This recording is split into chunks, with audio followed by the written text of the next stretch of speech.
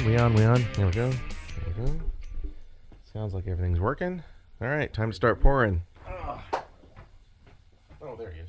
Yeah, let's get this thing. Let's try this thing out. Yes, I'm gonna go with Spock today.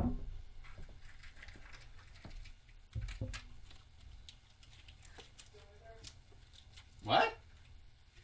I'm deaf. I can't hear anything. Yeah, neither can I. It smells good.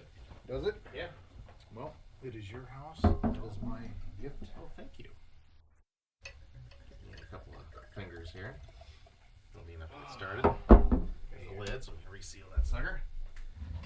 So I got a call on Tuesdays or Thursdays. I got to get a hold of the VA because I'm going to take poetry and writing. Yeah. And if they do have the pilots program there, I'm gonna and they'll take the VA. That's become the issue. Yeah. Then I'll go with that. Okay. Because I that's the other thing I've been doing. I've been watching so many pilot, these guys with these little bush planes that can land at 2 feet and then take off in a foot. I could probably fly one now for as much video I've watched of these things. I love You haven't used any of your Voc Rehab stuff, have you? Voc Rehab? Yeah, for your disability. You're 100% through the VA. Voc Rehab. You bring my back down? Voc Rehab. Did I bring your what down? Back down? No, I did not. You mean like with my rehabbing my knee and stuff? No. Voc Rehab, as in what paid for my college. Voc Rehab. Nope. Vocational. Then hopefully, that will get approved. I don't know if they do that program, but I know that's how I got my degree, was going through that program. Because I've literally been using my GI Bill. Yeah. And then I've got my post 9/11 bill. Because originally they said, once you get post 9/11, your GI Bill goes away. It supersedes That's what they it. said back then. Supersedes. Yeah. But It's when a I better was down benefit there, anyway. they're like, no. You use your GI Bill. Mhm. Once it's done, then you move on to your post 9/11. That's exactly what I did. I go, I did not. But you see, the way they worded it in the military was, I know. You know what I'm saying? Yeah. I was like, I didn't know that. And he goes, no. When the change came in 2005 and I started school, I was that very thing. I was still getting Montgomery GI. Mm-hmm. And so you burned through that. It allowed me to be a work study and all this other stuff, which led to where I'm at now. But because of the way that the change happened, it worked out exactly that same way. I burned through my GI Bill, my Montgomery GI Bill, and then I started on Voc Rehab, which works exactly like post 9/11 GI Bill does. They're very similar programs. So, if you haven't used those benefits, by all means, do that. I am, and I'm still trying to find out. I know who I need to talk to. I think I got to find the person. Well, you need to go to the Voc Rehab counselor at right, Vancouver. But I'm talking. The other thing Cheese dip if you want to dip. the other thing I'm looking for is the. So the VA pays for your gym membership. It can. I was flat out told no. By whom? So when I had to go do a post 9/11 or Oh. post deployment, Right. whatever, Eval. it was there. She goes, we pay for your gym. Then no matter who you ask, everybody's like, I don't know anything about that. So I got to go back, find that person, get that information. Because everyone's so kind of specialized that I know a lot because I've worked in a lot of different departments. Yeah. But even I don't know the whole thing. Oh, yeah. And it's kind of it's a bizarre we put situation. Samantha's application in for something with the VA. I think it's call center or something. I don't remember. Oh, that's where I started. And Could you do a sound check for me, Earl? hello, All right, Jeff. test. Jay. Hello. All right, we're on. We're good. You can sit anywhere, you'll get picked up. This is 1867. Ooh, I've heard that one. Yeah. What is that, whiskey? Yeah. It's another version of whiskey. Okay. So I'll we have got- to, I might have to get another glass. No, I'm not gonna say I'm a cheap ass, but I'm a cheap ass. Yeah. Normally that Well, bottle's I 27. forgot. Got it everything today new. for 18. Where? Hey, Right you and by- I right down the road. At Ray, Freddy's? we're getting some of that. you and I. Oh, okay. Huh. It's been ever for me too. 'Cause I did not. We're gonna have fun with that. I did not get to go to the BX today. Oh, I did today. Now, since I saw, we'll go ahead and get started. We've been talking already. This is the Rum Rants podcast, and I'll post pictures about it later, rearranged our lounge, our Den of Iniquity, as it were. Tried to make some more space, tried to put some more stuff in, made a better seat for Earl. Because I was literally walking through the antique shop, and I saw those, and I sat in them, and I said, you know what? This is a much better chair for Earl. Oh, thank you. Because it's funny because we are grown-ass men and still like children we developed this system with this show. I sit here, Jay sits there. That went on for about, what, 2 years? Mm-hmm. Then Jeff came along and sat there. So then Earl comes along, and when you join us, we give you the seat over above the standing bar stool there, the bar stool. So, and we sit in this configuration every single time we come in here and do this. And it makes me laugh. So let's go ahead and say what we're drinking. And I want to start with Earl. What is, do you know anything about this? I've heard of the Sanatory whiskey. Okay, that's how you pronounce it, I guess. All I right. believe so. It's Japanese whiskey, and I've been hearing great things about Japanese whiskey out there. And the BX was selling that for a decent little price, and I said, "Oh, fuck it." And I'm sipping on that right now. Jay, what do you got going on? I got something I bought You on want some? cheap. It's called 1867. It's just a Canadian blend, and it's a little bit more potent than your Crown Royal. Oh, okay. Which is what we good. usually drink. And Very Jeff's good. drinking some of the. How do you say it again? Centauri. Sanatory. Centauri. I'm sure someone out there will correct us.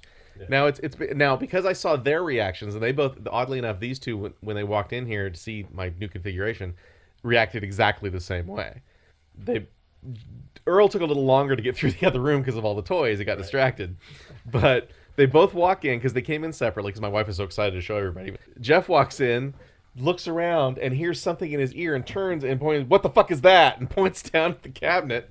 I got myself a Street Fighter 2 head-to-head cocktail cabinet plus about, well, it's got like every version of Street Fighter, from the 80s and 90s arcades, and like a bunch of the games, 1944, Commando, about, I don't know, 6 or 7 other games.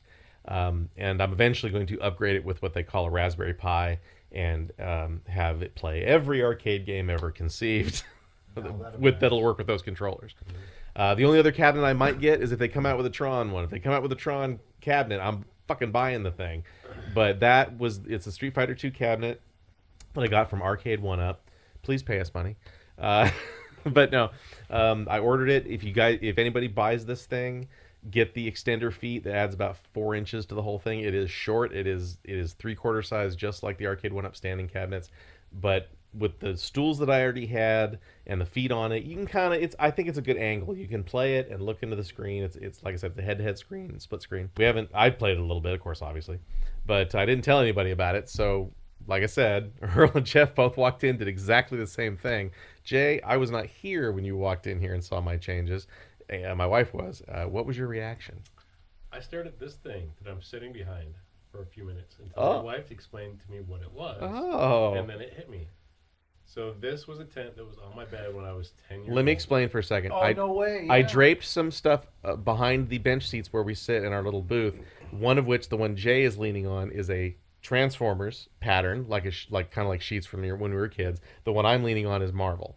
So continue. So this was a tent that you put on your bed, and you would just sleep inside the tent. And this is the shell of the tent, and it looks pretty. Wow, I didn't even know you still had this thing. Right? I didn't even know this thing still existed.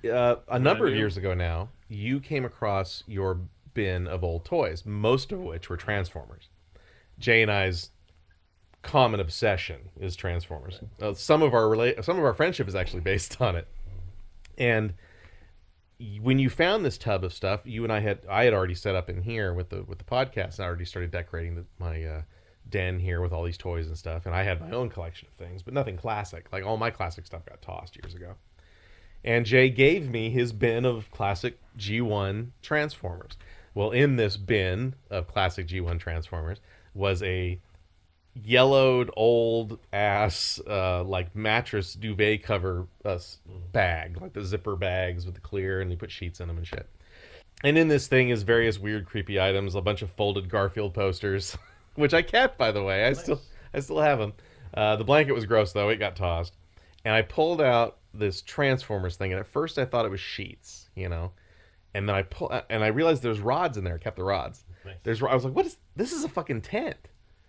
And because I was literally the middle of branding this entire room, and I thought, what else can I change? And I've always hated the backs on these chairs that we sit in.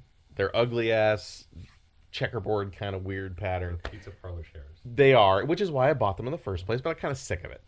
So I was like, hey, let's drape this over the back of this thing. And I thought, oh, this is great. Jay will love this. But then this one looked weird, the one I'm sitting in. So then I found, like, at a discount store, I found like a $10 set of sheets, and I've got the classic, 80s Marvel stuff on it. But I'm glad you thought about that. I was hoping to see what your reaction was. So beyond that, what else did you react to? Well, I know I'm going to be playing some Street Fighter a little bit. In about 10 minutes.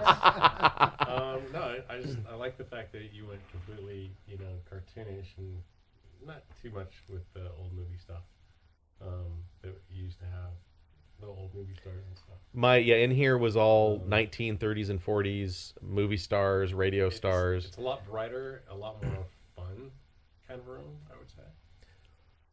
Well, this was inspired by my reading of, which we won't talk about in detail tonight because Jeff hasn't finished it yet. Oh, come on, Ready Player 2. Well, Jeff leaves early, so... That's true. After Jeff leaves, we'll talk about it. I haven't finished it either. Oh, you even have it on audio and you haven't finished it. Damn you! But I'm okay to talk about it. Okay, I know. You don't care about spoilers. You don't care. You never have. What, you couldn't put yourself out there and just... Unlike you guys, I have a lot of fucking work to do every single day. Because we don't work for a I'm living. sorry, hang on. 2-year-old. I win. 2-year-old. 2-year-old. I win. Oh, he's got you there, Earl. I'm sorry, judge's ruling. Yeah, 23 years ago I could say that. I can't say that now. Yeah. So, okay, whatever. Yeah. So anyway, I was inspired after reading Ready Player 2, twice by the way. Although I cheat, I have it on audio. But as I did the previous time when Ready Player 1 came out, I bought books for our crew and sent them out to you guys because we're in COVID land. So Thank of course you, by the way. no problem. I sent them out to you guys for Christmas. I appreciate Jay's little post of it next to a bottle of Jim Beam and saying, this is how I'm going to be spending my evening. That's how I spent my week. It's how you spent your week. To give you a little perspective, Earl, when I say 2-year-old, the only way I was able to finish that is my wife and my 2-year-old left for the week and went down to Arizona. Yeah. That's what gave me the time. Much respect. Been there. Crunch time. Been there. That's all right. After Jeff goes 90-night, we'll talk about it. But positively, I did enjoy it. But I do have some things to say. I'm liking where I'm at. I'm like 3/4 done. I do have some things to say about it though, both good and bad, or less than good, I should say. But my inspiration was I wanted to go old pizza parlor, old arcade. And I thought about it. I've been pining for one of these arcade 1-ups for quite some time. And I looked at the Turtles one. The Turtles one's awesome. That's the first video game I ever beat. The first arcade game I ever beat. Really? Like 3 random guys and I, because it's 4 players, sat there and just kept pumping quarters into the damn thing till we beat it. At a Chuck E. Cheese, I don't know, 40 years ago. I don't remember when the game came out, but obviously it wasn't 40.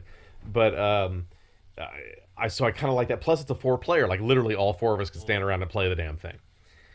That was number 1 on my list. Number 2 was the Street Fighter cabinet. Now, at this point, they weren't making the cocktail cabinets yet. No, like the one that I bought. They were uprights. And I like the Street Fighter one because of all the games of our childhood, Street Fighter is number 1. Street Fighter 2... either Turbo or Championship Edition. Championship was usually arcade. Turbo was the Super NES one. I mean, we would literally rent a Super NES and rent the game from our local video store and play it all weekend in high school. And, I kept playing this game forever. So I had to weigh the pros and cons of the games, and I thought we would have more fun beating the fuck out of each other across from each other at this cocktail table when this thing came out than being Turtles. And, even though that's a great game, don't get me wrong. And I might eventually get that someday. Yeah, I'm going to suck at this. Yes, Jeff. It's funny. Yeah, me too. It's funny you bring that up because Derek and I had talked about, because when we both grew up, when we were growing up, we played at Wonderland a game called Tecmo Bowl. Yeah. Yep, Yes. I remember that one. And I literally had a dream about it, and I started laughing when I was hanging with Derek. I go, "Hey man, have you ever heard of Tecmo Bowl?" He looked at me, he goes, and this is Derek. We all know Derek. He goes, "I love that game growing up." I go, I can so you played video games like that? He goes, Wonderland. I go, yeah, that's where I played. Mm-hmm. So I've always wanted at least like one of those. That's a 4 2-on-2 type of thing, and I used to play that. See, me, it was Star Wars, the original Star Wars. Yeah. Thought about that one too, because Arcade One Up has the Star Wars one. And then, But if you can't convert it Asteroids. though, because the handles are weird. Quote me Yeah. if I'm wrong. It's Cobra Strike, the helicopter game. Yeah. Yeah. I used to be good at that.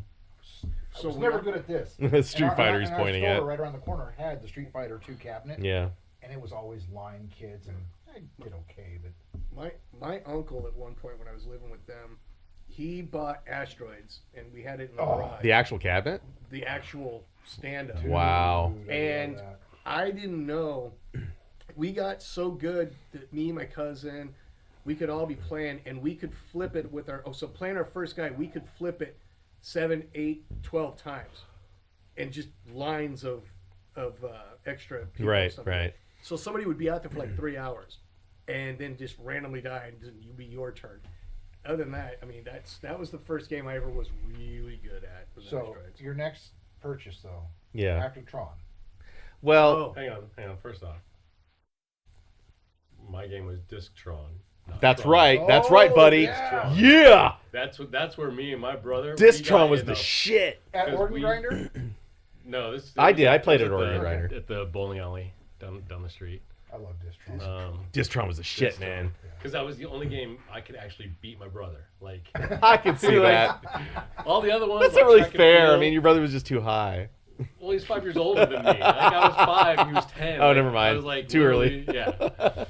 Yeah, for me it was Distron, and the next one after that was Kung Fu, the original Kung Fu. Yes. Oh yeah, yeah, yeah. Because that was the Yes. only other game Love that that the game. little store across from us carried. Kung Fu was the one where it was just you just You walk scrolling, across the screen, yeah. things would keep coming back or forth. No, it was the red guy and the white guy. Mhm. That's it. Oh, that's right. That's There right. was You even had the them on original computer Street on the Fighter old before all the Max. Street Fighter, Yeah. What about That's Ninja an old Gaiden? Ninja Gaiden was Ninja Gaiden. awesome. Yeah. Now, when it came out on NES, that was so sad. It just sucked. Well, that's not unprecedented, but you look at Pac-Man, arguably the original greatest game that started the whole thing. No, it's back then. But then you look at Pac-Man on the Atari, and to me that's just as iconic because I spent way more time playing that game than I did the arcade game.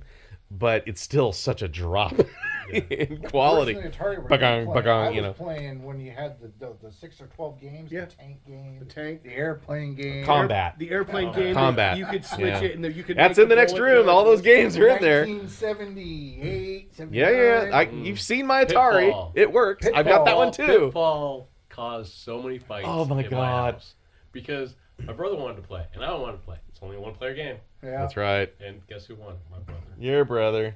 But pinball, you have to get a pinball machine. Now, here's the thing. I'm a pinball guy. I know, but you're also older than me. Us.